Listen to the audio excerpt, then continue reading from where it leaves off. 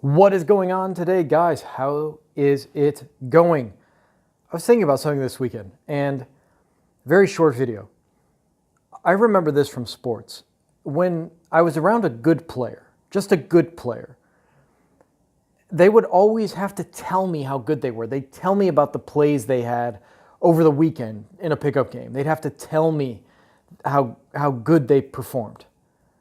But then when I was around great players, it was always as if everyone around me was telling me how great the great player was. And I think that's an important lesson, especially in the social media age, where everyone's running around telling you how good they are at everything. When you're good, you go out and tell people you're good. When you're great, other people talk about your greatness.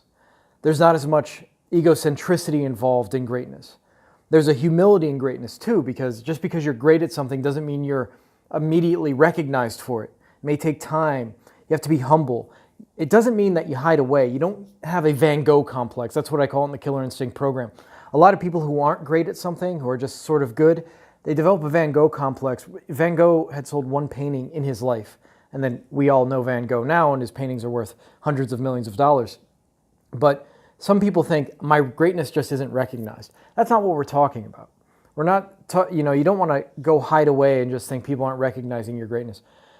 If you're going to be great, you have to put yourself out there. You have to go perform. You have to pitch your business deal. You have to launch your business.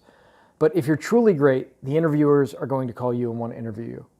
If you're truly great, you're going to be spoken about. People are going to talk about you. There'll be social media posts about you. The testimonials will just naturally come in. You're not going to have to ask for them.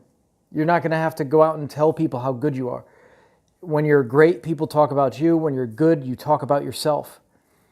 I've noticed this my whole life, in every avenue of life. The great people typically, there are exceptions. There's the Conor McGregors, Muhammad Ali's. They're the guys who run their mouth and promote themselves constantly.